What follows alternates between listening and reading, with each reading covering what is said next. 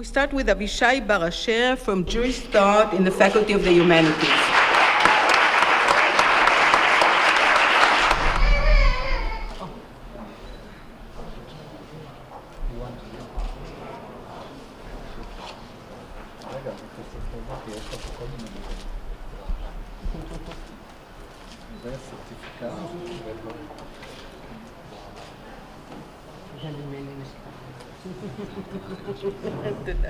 Noah Bigman from Psychology, the Social Sciences.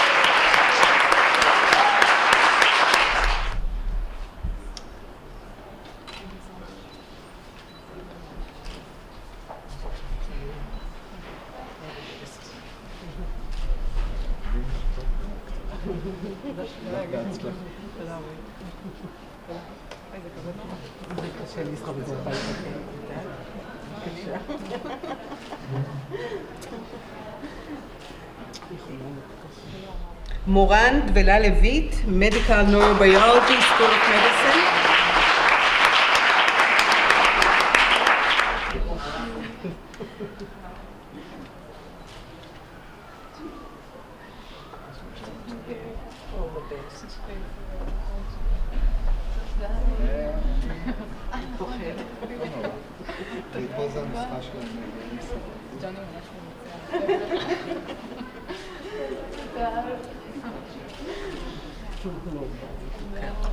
Joseph Fanos, School of Pharmacy, Faculty of Medicine.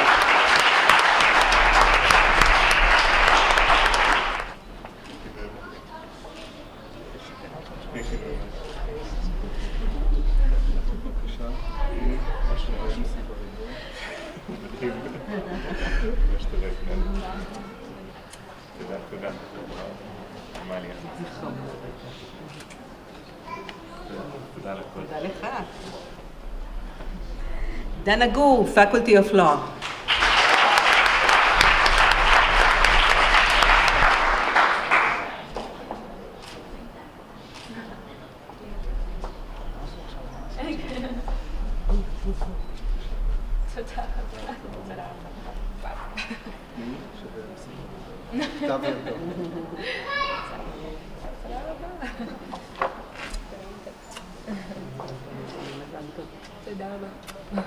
Dana, by the way, is one of the mothers of a Hoffman newborn.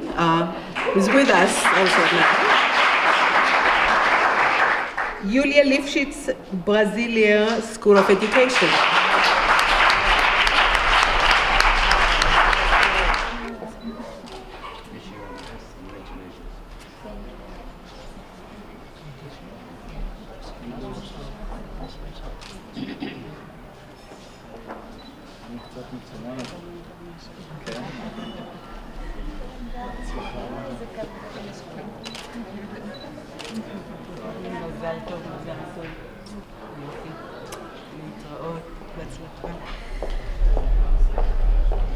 Yulia is also a mother of a Hoffman baby. Yeah. Tom Noah, Cognition Science, I'm sorry, Faculty of the Humanities.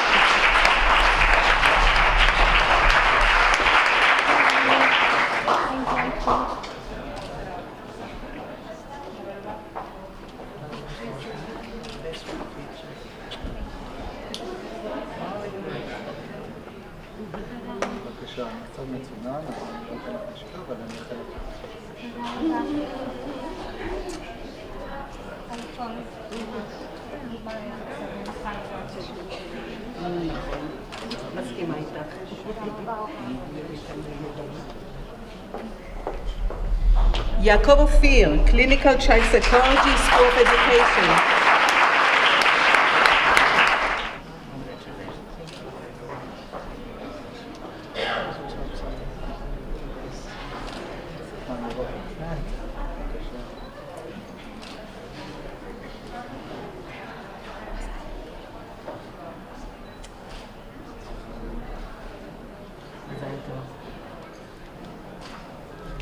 Roy Schwartz, School of Computer Sciences, Faculty of Science.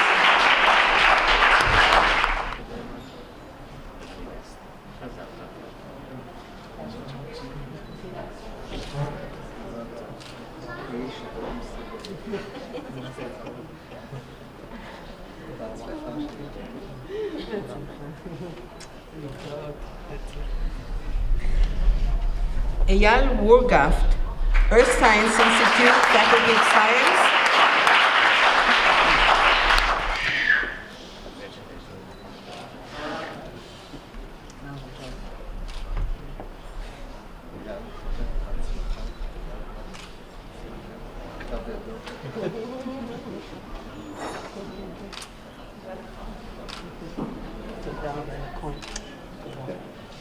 Shalom Zarbiv, Department of Political Science, Social Science Faculty.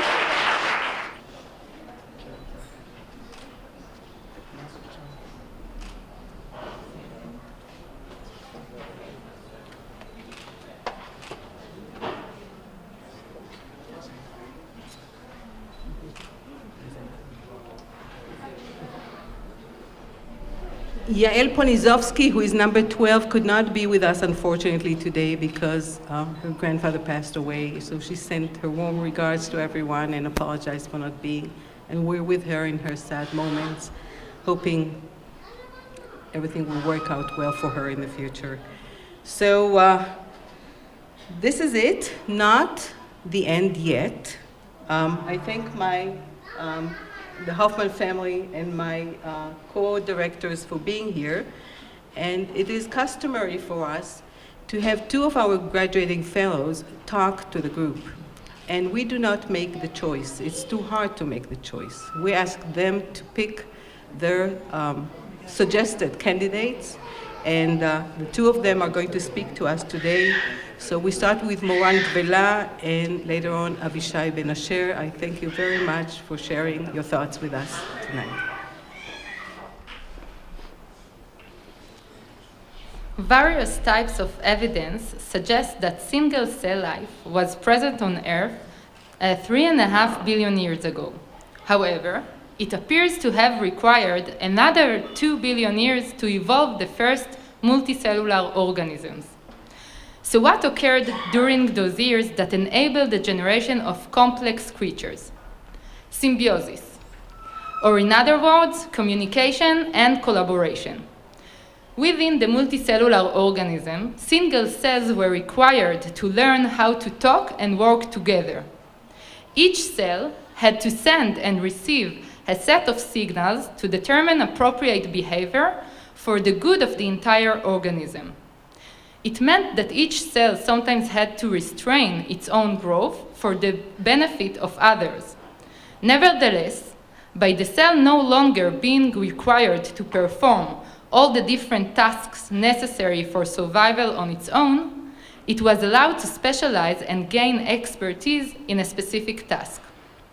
This specialization enabled the formation of more complex and sophisticated organisms. The Hoffman group is a multicellular and very sophisticated symbiotic creature. Each cell in this organism is specialized in a unique field, and he shares and contributes the knowledge that he acquired during his specialization period with the rest of the group.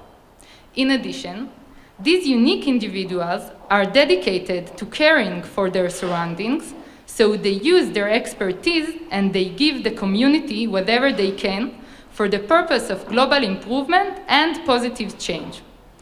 Even though this giving activity sometimes comes at the expense of the specialization of an individual, it is worth it, because the final composition is a brilliant group with a huge heart, brain, and soul, and 84 branches or arms spread all over, forming a robust network that provides unlimited possibilities.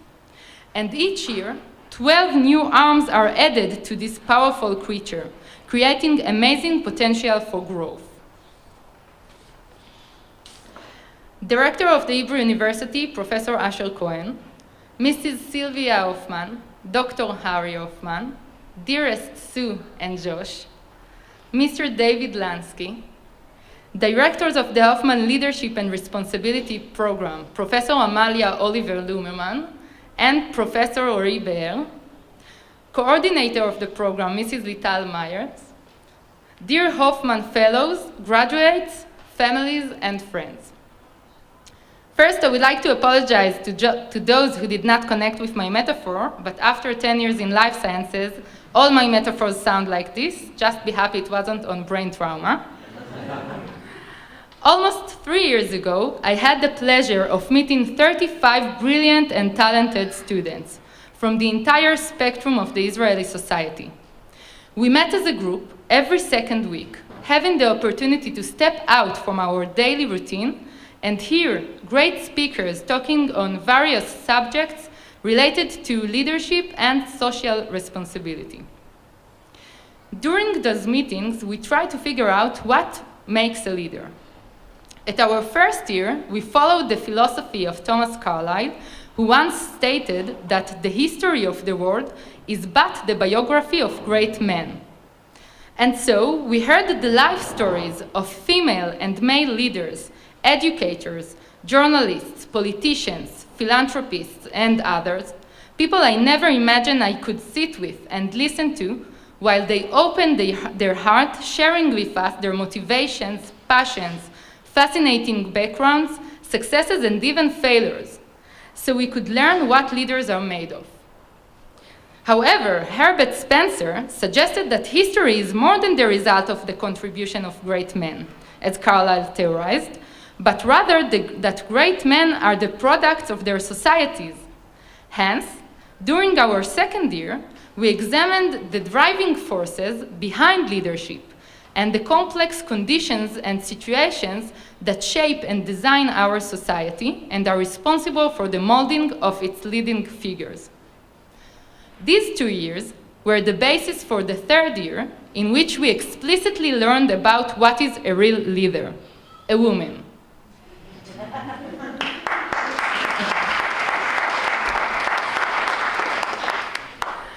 From a personal view, this program gave me more than you could imagine.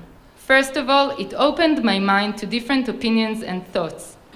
Every second Sunday, I started the week with new insights, giving me the inspiration for original ideas which would spark conversations and debates with those around me.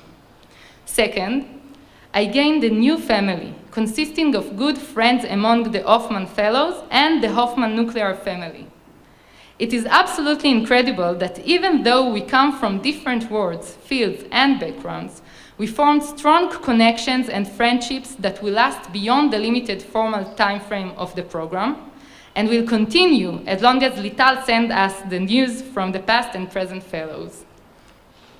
It is even more amazing that while we meet with the Hoffman nuclear family only once a year, we still get such warm welcome and we feel a real part of this wonderful family. And finally, thanks to Hoffman program, to networking, and to Shelley from the 6th cohort, I live in the greatest place in Ora. To this end, I would like to thank all the people that work and give their heart and soul for the success of the program that I am so grateful to be part of.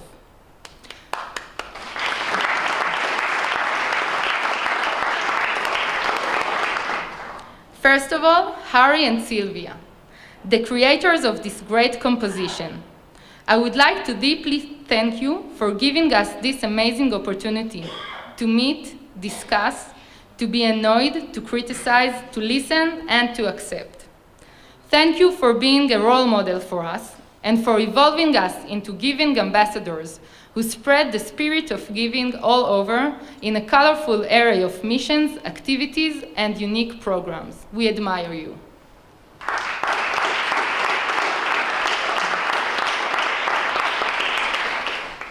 Lital, as Amalia always says, what would we do without you?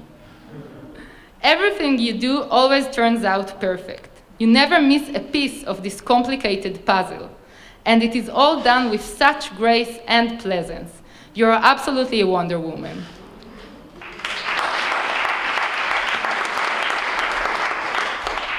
Ro'i, you arrived to the Hoffman together with us. Therefore, we had the pleasure to begin this journey together, to experience and to be amazed with what it has to offer. However, you are lucky to stay and continue performing an active part and to bring to it your special touch. I would like to thank you as a life sciences student for sharing and giving us the other campus point of view, and for being honest, caring, and modest, and for always being equipped with a great smile.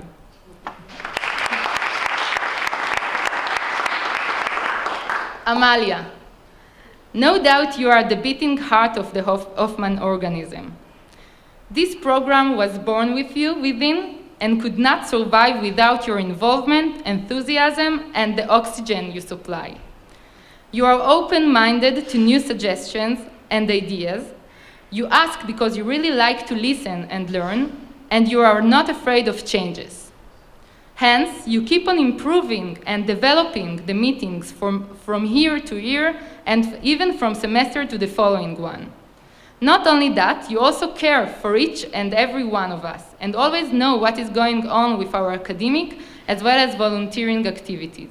We would like to thank you for all the hard work and for your inspiring devotion.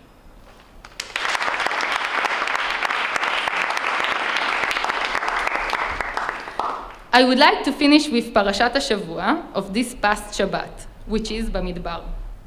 The book begins with God asking Moses to count the Israeli people for the second time. An obvious question is, why does God want to count his people? He probably already knows their number. Interestingly, in the first census of Israel, God commanded that each individual will state his name and lineage, pointing that each individual in Israel is important. In the second census, the count is done by tribes, suggesting that the fundamental social unit is important. But in both cases, the final number, the total census of Israel, is most important. This approach demonstrates the importance of the individual to defining the group and the importance of the group to defining the individual. The final number represents the united group or community, and therefore gives the individual a feeling of belonging. As Hoffmans, we are part of a united group, and we all definitely feel that we belong. Thank you. Thank you, Moran. And before we move to Avishai, I'd like to welcome here a very important person who joined us, Professor Menachem Megiddo, who was the president of the Hebrew University when this program was founded. And we appreciate the fact that you remember us and you come to celebrate with us.